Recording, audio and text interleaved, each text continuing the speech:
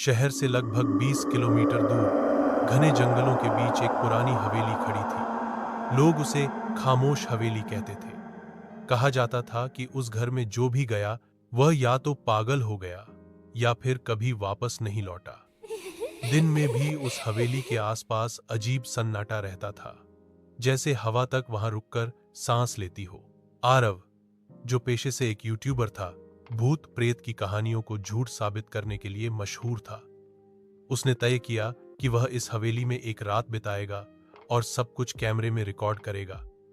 उसके दोस्त समीर और नेहा ने बहुत मना किया, लेकिन आरव नहीं माना। शाम होते होते तीनों हवेली के सामने खड़े थे। टूटा हुआ फाटक अपने आप हौले हौले हिल रहा था, जबकि हवा बिल्कुल नहीं चल रही थी। हवेली की खिड़कियां अंधेरे में किसी की आंखों की तरह घूर रही थीं। लगता है कोई हमें देख रहा है, नेहा ने डरते हुए कहा। आरव हौंस पड़ा।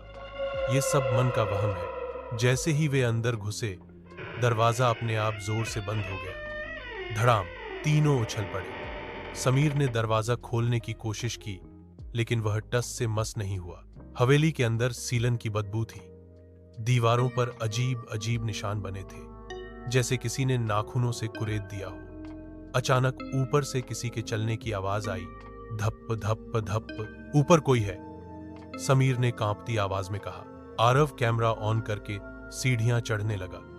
हर सीढ़ी पर कदम रखते ही ऐसा लग रहा था जैसे हवेली जिंदा हो और उनकी मौजूदगी से नाराज हो। पहले कमरे में एक पुराना शीशा लगा था। नेहा जैसे ही उसके सामने गई, वह चीख पड़ी। आरव, शीशे में मेरे पीछे कोई खड़ा है। आरव ने पलटकर देखा, कुछ नहीं था, लेकिन जब उसने कैमरा शीशे की ओर किया, स्क्रीन पर साफ दिख रहा था एक औरत। लंबे खुले बाल, सफेद साड़ी और गर्दन टेढ़ी हुई। अचानक शीशा चटक गया और वह परछाई गायब हो गई। डर अब मजाक नहीं रहा था। आगे बढ़ते हुए उन्हें एक कमरा मिला, जिसके बीचों बीच झूला लटक रहा था।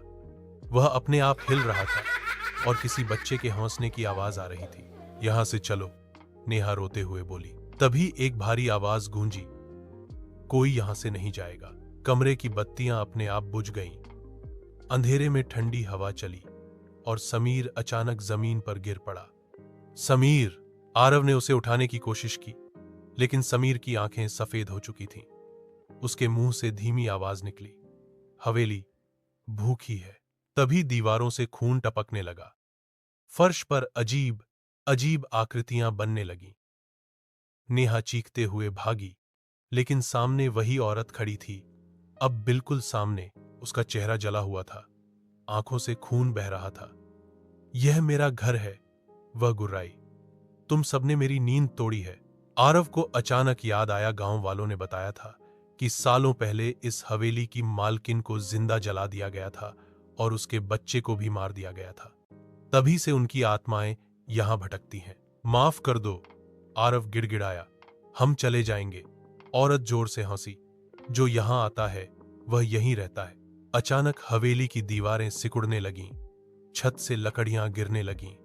नेहा जमीन पर गिर पड़ी। आरव ने उसे उठाया और पूरी ताकत से दरवाजे की ओर दौड़ा। जैसे ही उन्होंने फाटक को छुआ, एक तेज रोशनी चमकी और दोनों बाहर गिर पड़े। सुबह हो चुकी थी। हवेली अब बिल्कुल शांत थी, जैसे कुछ हुआ ही न हो। समीर कहीं नहीं था। पुलिस ने बहुत खोजबीन की, लेकिन समीर का कभी पता नहीं चला। कुछ दिनों बाद आरव ने अपना यूट्यूब चैनल बंद कर दिया। नेहा ने शहर छोड़ दिया। लेकिन आज भी अगर कोई रात में उस हवेली के पास से गुजरता है, तो अंदर से कैमरे की लाल लाइट जलती दिखती है और एक आवाज आती है, सब्सक्राइब करना मत भूलना।